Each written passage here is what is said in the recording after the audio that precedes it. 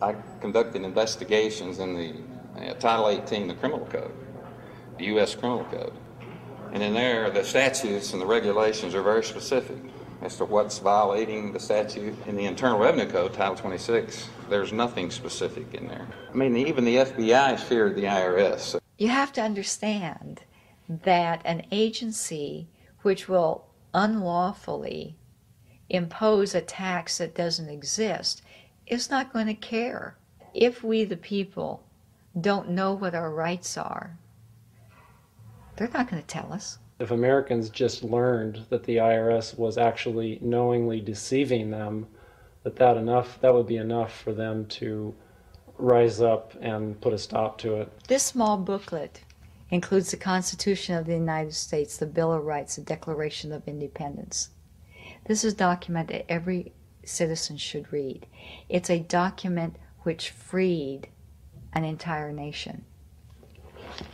This is the Internal Revenue Code, and this document, and the unlawful application of this document by the Internal Revenue Service has enslaved the nation that this document attempted to free.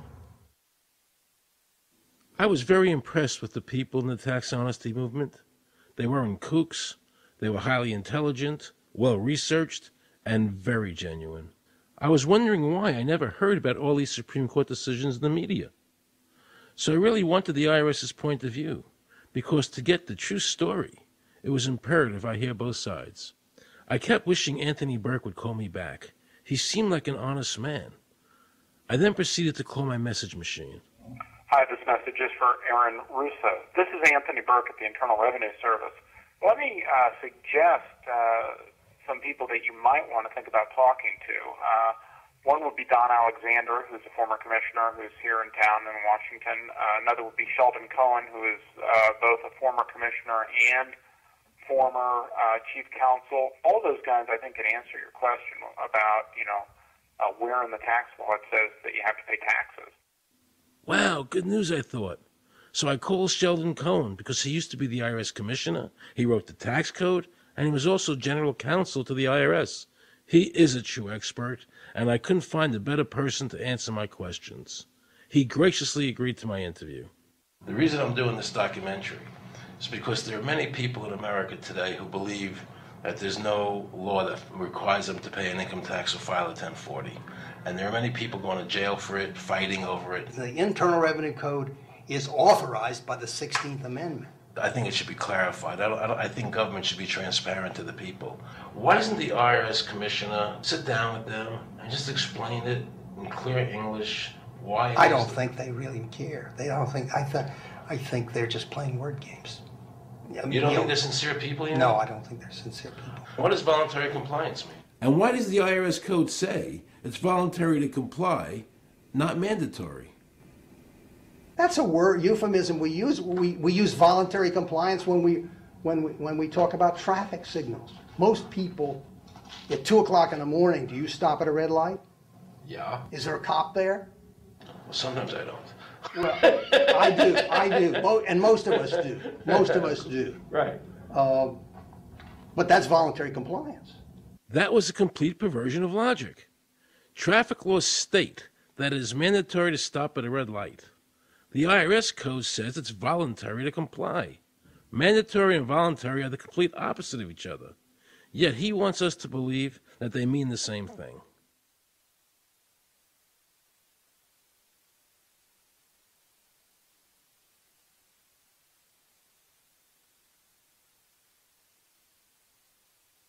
So can the government criminally prosecute somebody of information put on their 1040? Yes. Right, so doesn't that violate the Fifth Amendment?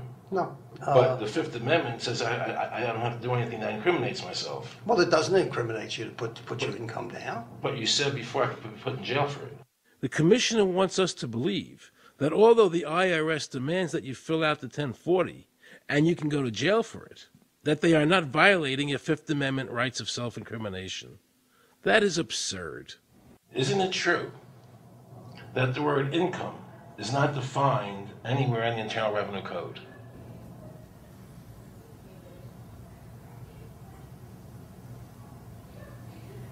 The law says that the government has a right to tax income from any source derived. So, but the word income is not defined in the code. It just says income without a definition That's right. of what income is. That's right. Correct? Yeah. But there are many different kinds of taxes. Well, how can an American citizen know what income is if the code doesn't define it? If they're paying an income Because tax... the courts have all defined it. Do you remember what constitutional attorney Edwin Vieira said? The definition of income in the Constitution was given in the Eisner versus Macomber case, and it turns on gains or profits that are made from some activity. So the Supreme Court has ruled income is not wages, it's not labor, it's gain from corporate activity. I believe that a man's labor is his private property. That's your view, but it's not the law. The Supreme Court's even said your labor is your private property. When I go to work for somebody, it's a trade. It's an even exchange. I do some work, you give me some money.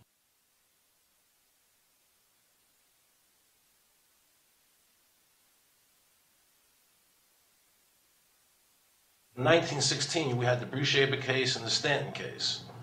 And the Bruce-Shaber case and the Stanton case said that the 16th Amendment gave the government no new taxing power. I'm not going to argue the niceties of that with you. And it came up again in a case called Peck versus Lowe, where the Supreme Court said the 16th Amendment did not extend Congress's taxing power to any new or accepted subjects. In other words, if you weren't taxable before the 16th, you weren't taxable after the 16th. Today I interviewed a juror, okay, who sat on a case, and they found the person not guilty for lack of filing, okay? And I asked her why they found him not guilty. And she said because the IRS couldn't show us the law that made him liable to file a 1040. All they need to do, if there is a law, is to show us the law, which, of course, they never did. And the reason they didn't do it was why? Because there is no law. Title 26 requires you to file a return. But doesn't Title 26 have to be in compliance with the Supreme Court decisions? You're going to take a 1920 case and superimpose it on the whole Internal Revenue Code that was written after it? No, that's not. I can't believe what I just heard. Rewind. You're going to take a 1920 case and superimpose it on the whole Internal Revenue Code that was written after it? No, that's not. Remember he said earlier the Internal Revenue Code was authorized by the 16th Amendment? The Internal Revenue Code is authorized by the 16th Amendment. Remember, the Supreme Court said the 16th Amendment did not give the government any new taxing power. These decisions have never been overturned. Let's listen further. Can the lower courts overrule the Supreme Court? No. How are they putting people in jail today for not paying a tax on their labor when the Supreme Court said they don't have to? Doesn't the IRS code have to be in compliance with the Supreme Court? That's my big Aaron, question. this is a waste of time. Well, because whatever I say, you're not going to believe. He's right. I don't believe him. And neither should you. He wants us to believe we should obey the IRS code, which is being enforced in violation of the many Supreme Court decisions. If the Supreme Court made a decision... Thank you, Aaron. I think we're finished. I'm sorry, Mr. Cohen, you're doing that. Well, I'm sorry that you constantly re-argue the point. You're liable because the law says that you're liable, and the courts say the law says you're liable, and that's why you're liable. You see, he's talking about the lower courts, who are not in compliance with the Supreme Court, as they have to be. Doesn't the court have to be in compliance with the Supreme Court? The Supreme Court has so held. Where? You caught me unprepared. I'll come back. Well, I don't want to do that. But let me ask you a hypothetical question. No. You're making silly arguments here. Why is the Supreme Court decision a silly argument? Well, because it's inapplicable. That made my heart stop. He just said Supreme Court decisions do not apply to the IRS. That's the behavior you would expect from a totalitarian country, maybe China or Russia or Cuba. Not from America. They're just making up the law as they go along. Now I knew the tax honesty movement was right. The IRS thrives on intimidation and fear, not by law. It's no different than a criminal protection racket, using force to extract your money from you. Then the former IRS commissioner, now working at a prestigious Washington law firm, threatens me. Watch. Aaron, you understand Yiddish, Cornish helfen. For those of you who don't understand Yiddish, that means nothing will help you. Now it all became clear. I understood why the IRS wouldn't go on camera and talk about where the law was. I understood why all the senators I called refused to be interviewed. There is no law. And now you know what our political leaders and the courts have known for decades and have tried to cover up. The United States Constitution strictly forbids a direct, unapportioned tax on the wages and salaries of American citizens. The United States Supreme Court has consistently ruled that the income tax is a tax on profits and gains, not on labor and wages. On behalf of the American people, I challenge the IRS to show me a statute that allows a direct, unapportioned tax on the wages and labor of the American people. And if I'm wrong, I will give my most humble apologies to the IRS. If the IRS is wrong, and there is no law, then every person who's been jailed should be let out of jail immediately, and any assets seized should be returned to their rightful owners.